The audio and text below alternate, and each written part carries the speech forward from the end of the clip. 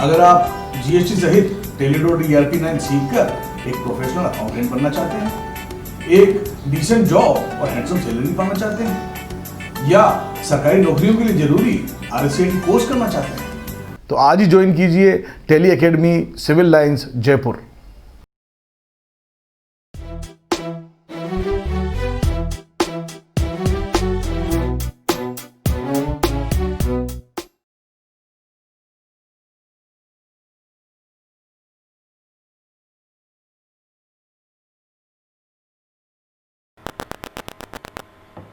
नमस्कार, मैं हूं जॉर्ज ग्रोवर और हम अकाउंटिंग के लिए टेली सॉफ्टवेयर के उपयोग के बारे में सीख रहे हैं।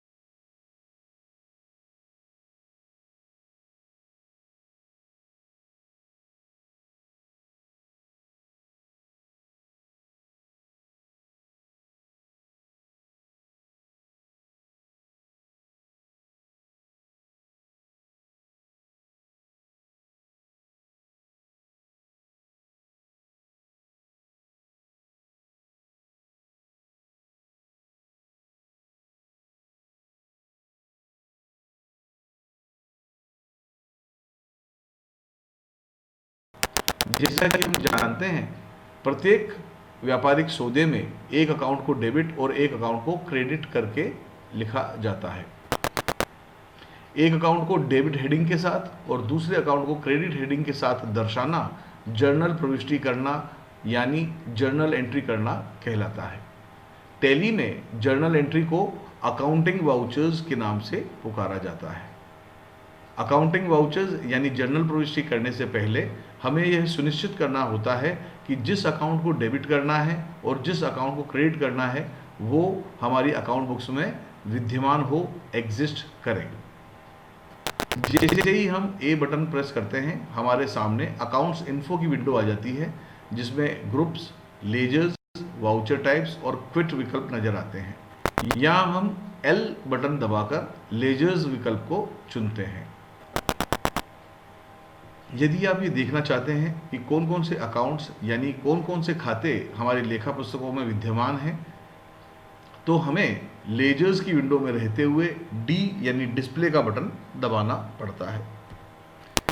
जैसे ही हम डी बटन प्रेस करते हैं, लिस्ट ऑफ लेजर्स हेडिंग के साथ सभी विद्यमान खातों की सूची प्रदर्शित हो जाती है।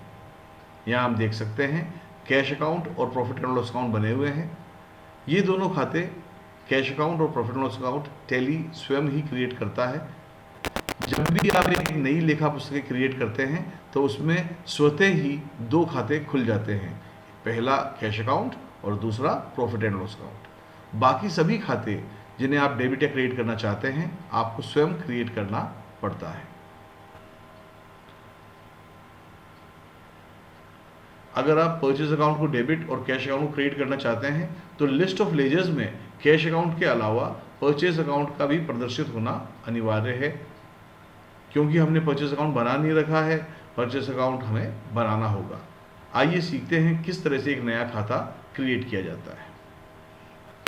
एस्केप बटन दबाकर हम गेटवे ऑफ टैली की विंडो में आ जाएंगे, जहां हमें मास्टर्स विकल्प नजर आता है। एक नया खाता बनाने के लिए गेटवे ऑफ टैली की विंडो में रहते हुए ए बटन प्रेस करें। उसके बाद अकाउंट्स इन्फो की विंडो में रहते हुए L for ledgers button press करें और एक नया खाता, एक नया लेजर अकाउंट बनाने के लिए सी फॉर क्रिएट बटन प्रेस करें। एक नया खाता बनाने से पहले हमें कुछ सेटिंग्स करनी पड़ेगी, जिन्हें हम कॉन्फ़िगरेशन कहते हैं। कॉन्फ़िगरेशन यानी सेटिंग्स करने के लिए F12 बटन हमें दबाना पड़ता है। कीबोर्ड पर दिए गए F12 बटन को दबाएं। कीबोर्ड पर दिए गए F12 बटन को दबाएं और यह सुनिश्चित कर लें कि हर विकल्प नो पर सेट हो।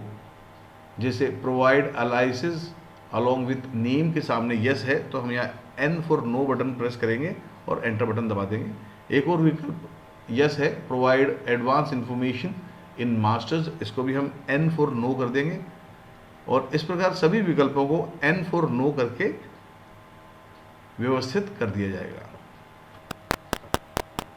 इससे एक नया खाता बनाते समय हमें न्यूनतम सूचनाएं ही टाइप करनी होंगी। हम जो खाता बनाना चाहते हैं वो है परचेज अकाउंट, तो नेम शीर्षक के सामने परचेज अकाउंट टाइप कर दें। एंटर बटन दबाने से अंडर शीर्षक के सामने आ जाते हैं। एक नया अकाउंट बनाते समय हमें संबंधित खाते का नाम नेम शीर्षक के सामने टाइप करना पड़ता है। एंटर बटन दबाने से हमारा कर्सर अंडर शीर्षक के सामने आ जाता है, जहां हमें लिस्ट ऑफ ग्रुप्स में दिए गए विकल्पों में से किसी एक विकल्प को चुनना पड़ता है। परचेज अकाउंट के साथ हमें परचेज अकाउंट विकल्प ही चुनना होगा। अब हमारा कर्सर ओपनिंग बैलेंस के सामने आ गया है। यहां आप एंटर बटन प्रेस कर दें। अंत में आपसे टैली एक्सेप्ट यस और नो पूछता है। यदि आपने खाते का नाम सही टाइप किया है और सही ग्रुप का चुनाव कर लिया है तो आप यस बटन दबा दें। यह सुनिश्चित करने के लिए कि परचेज अकाउंट बन चुका है, हम पहले एस्केप बटन दबाकर गेटवे ऑफ टैली पर आ जाएंगे। यदि हम सभी विद्यमान खातों को देखना चाहते हैं तो सबसे पहले ए की प्रेस करेंगे, ए फॉर अकाउंट्स इन्फो। इसके बाद हम एल की प्रेस करेंगे, एल फॉर लेजर्स, और अंत में डी की प्रेस करेंगे, डी फॉर डिस्प्ले। इससे लिस्ट ऑफ लेजर्स में सभी विद्यमान खाते नजर आने लगते हैं। यदि नकद माल खरीदने की एंट्री करनी है तो हमें परचेज अकाउंट को डेबिट और कैश अकाउंट को क्रेडिट करना होता है। ये दोनों खाते लिस्ट ऑफ लेजर्स में नजर आने चाहिए।